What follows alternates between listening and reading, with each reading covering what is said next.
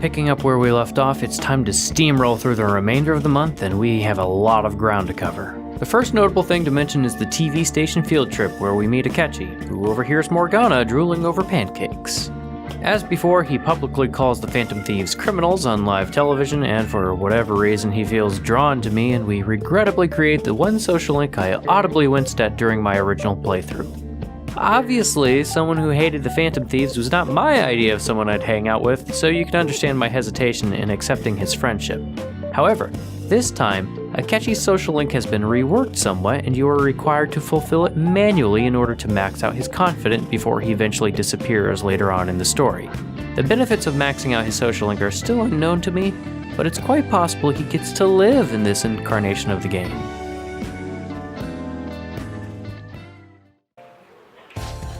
That is good to hear. I found myself with some free time, so I was hoping to find someone to play against.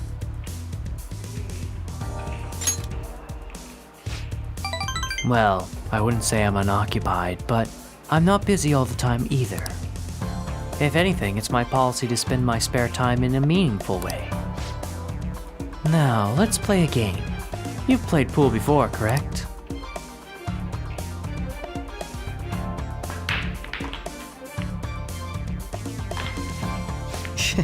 Oh, my apologies. A break ace.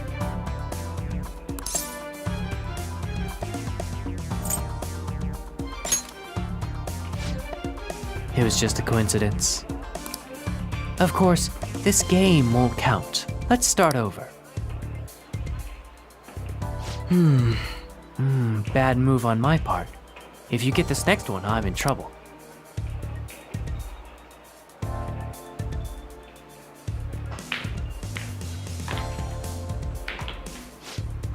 Not bad. Everything's riding on your next shot, though. How will you handle this?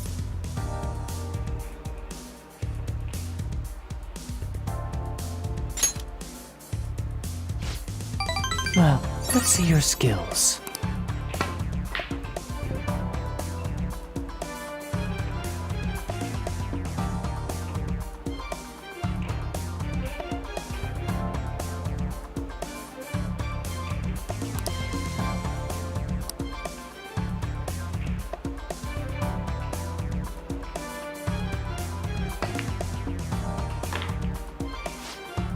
I win. That was a close one, though. I suppose it would have been embarrassing to lose as your senior, huh? Thank you. That's great news. I sense something in you that's quite different from other people. I guess you could call it my detective's intuition. Kidding, of course. Oh, my apologies. A break ace. Is something the matter? Huh? That's not bad. I'm honestly impressed you noticed. That's right. This one's my dominant hand. I switched hands during the game. It's not anything against you. Going all out against a junior just seems a bit gauche.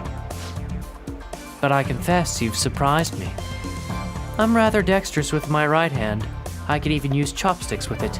Frankly, I didn't expect you to see through it.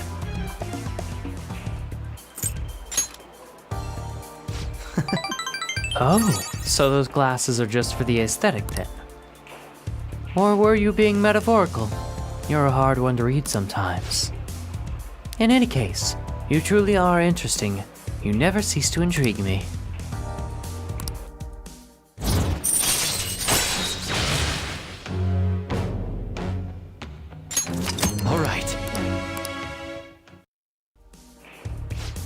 If you ever manage to win against me using my right hand, then I will face you with everything I have. You have my word. Goodbye, then.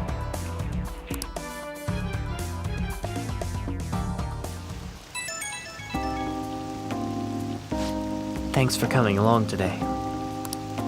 Our little game turned to be more interesting than I expected.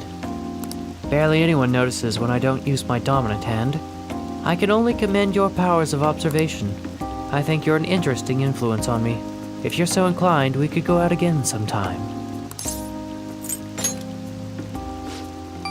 Whatever works for you. As long as I can spend some time with you, think of it as you please. Well, I suppose I'll reach out the next time something comes up. See you.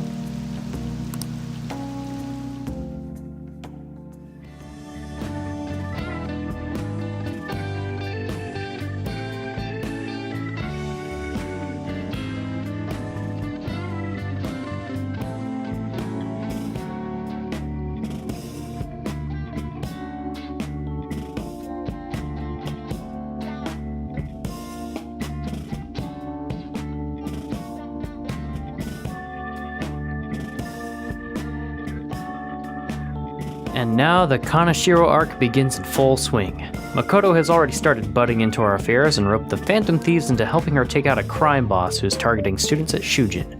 An interesting thing to note is when Ryuji and I go out at night to get intel from a reporter, the little incident that follows has been reworked somewhat. The dialogue from the men who approach Ryuji has changed somewhat, and the focus shifts away from being flirtatious and moves to grooming his fashion sense. Either way, Ryuji doesn't seem all that enthused. I can't believe you guys ditched me yesterday. I almost entered a world I want nothing to do with. What are you talking about? Nothing. Just start it up, Yusuke. Moving on, we finally get access to Kaneshiro and his palace, and Makoto finally awakens to her own persona. And now that we have access to Kaneshiro's palace, we'll be able to infiltrate it. But first, we're going to focus on some of the social links. Now, Well, today is just going to be another back and forth as usual.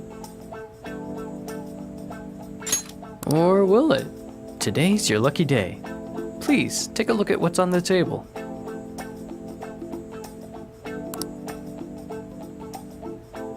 I've been making you listen to all this tough stuff about traumas, pain, and grief lately, so I found these cookies in an underground mall.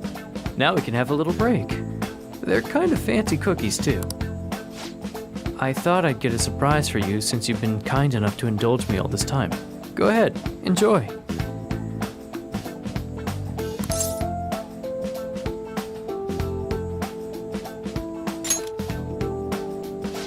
Come on, don't be shy. I've got enough for seconds, too. oh, yes.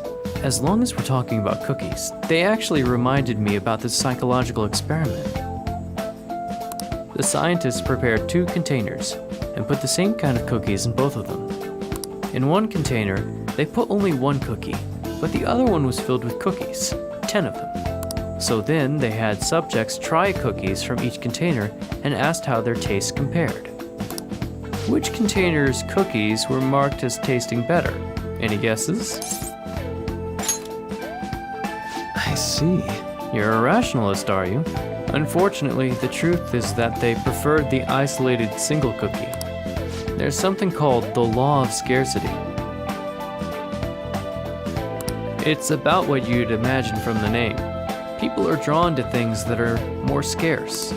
You can see this law in action just by observing how excited people get over limited edition merchandise.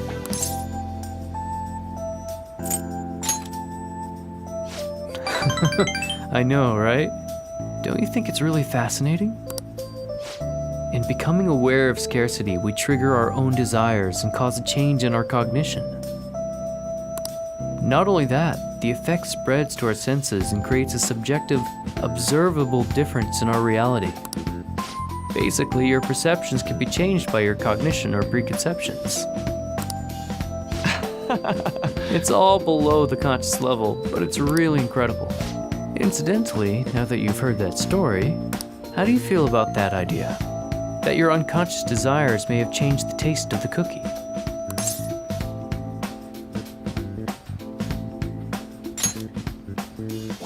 Yeah, a lot of people would feel the same. After all, the taste didn't actually change objectively. It probably sounds like an exaggeration, but something about that seems so beautiful to me. Maybe the human heart can falter or be unreliable sometimes. But if this experiment proves anything, it's that even a simple preconception can be enough to bring someone more joy. For example, Take that story I just told you. What if you'd eaten that one cookie, and it had been the best cookie of your life? Say I never revealed the trick behind it. That cookie would have remained more delicious than usual. It would have been a subjective truth of your reality.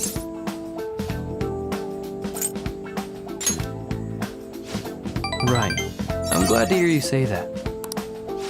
Basically, what I wanted to say was, if this idea of preconceptions could be studied further and actually applied to treating people, I feel like it could help a lot of people. Maybe even more than I could help through counseling. Your reaction is proof enough. Plenty of people would probably see it as a lie or simply ignoring their problem. Still, even if that's true, I still believe that method could save a lot of people. Sorry! Oh, we wound up getting into an academic conversation after all. I really need to watch myself. Whenever I'm talking with you, somehow I always end up getting back to my research. I truly am grateful for everything you've done. Not just because I can get your opinion on these things either. It's more like, it's as if I'm talking to an old friend. But maybe that's too personal. After all, this is all for the sake of our deal, right? So we say anyway.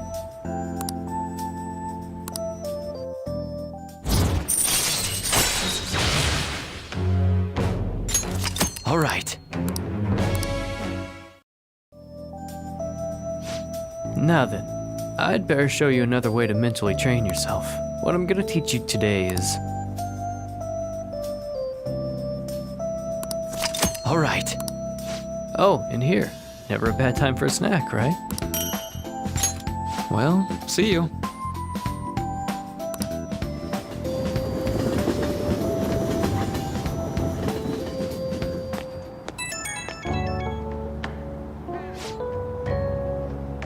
Oh, this is Maruki. Sorry about earlier. It was supposed to be a chance for us to relax, but it ended up being another big academic discussion.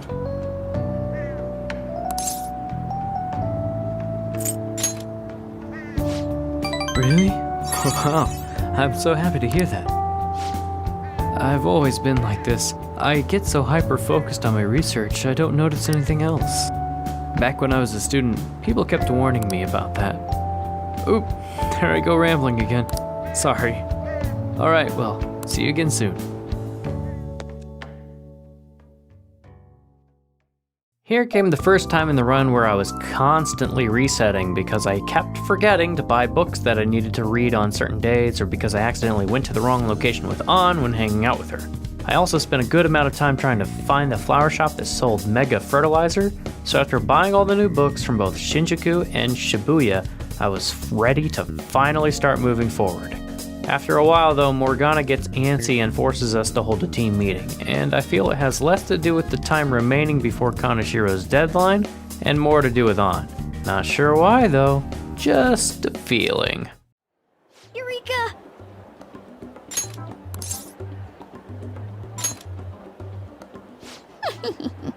Curious, huh? Well, I've come up with a super cool idea.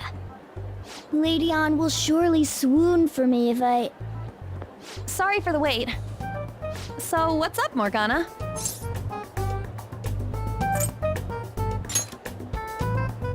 From what? Well... It's something I've been giving a lot of thought lately. Now that we've all gained some experience in battle, I think it'd be good for us to work on our finishers. Our finishers? Yeah. I guess if we're going to keep fighting, we ought to do it with style. Right, right? So I came up with just the idea. It's maybe my best one yet, and we can definitely pull it off if you play a part in it, Lady An. Me? Well, okay. What do you need me to do? Now that's our Lady An. Quick on the uptake. What I had in mind was... And that should do the trick. Really? So is that a no? Well, it's not that I don't want to. It's more like, isn't your idea sorta impossible? Even in the metaverse?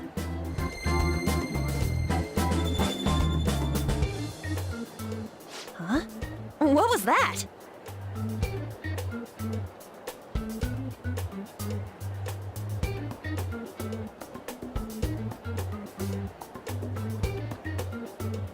Sup?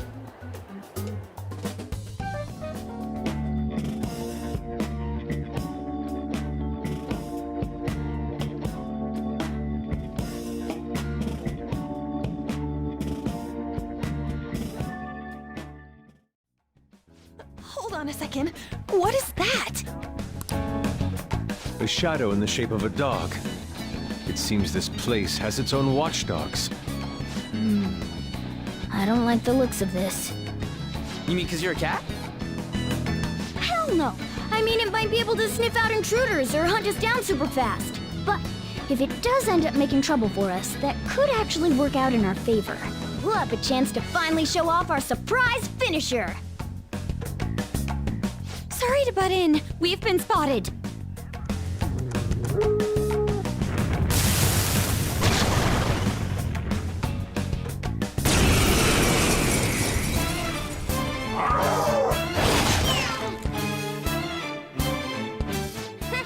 Not bad.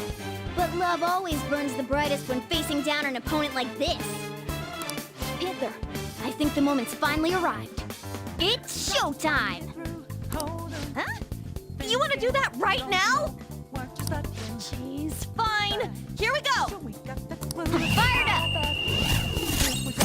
Don't you know my art? And as you look to the horizon, not the clouds, but then storming where this go to. Let's do this! Seems like it crept up out of nowhere, all around you is not what you foretold. You never see it coming. It's showtime! The gift as beautiful as you! Gorgeous. I won't let it go to waste. Here we go. Here's a bonus! Excellent. You're not surprised.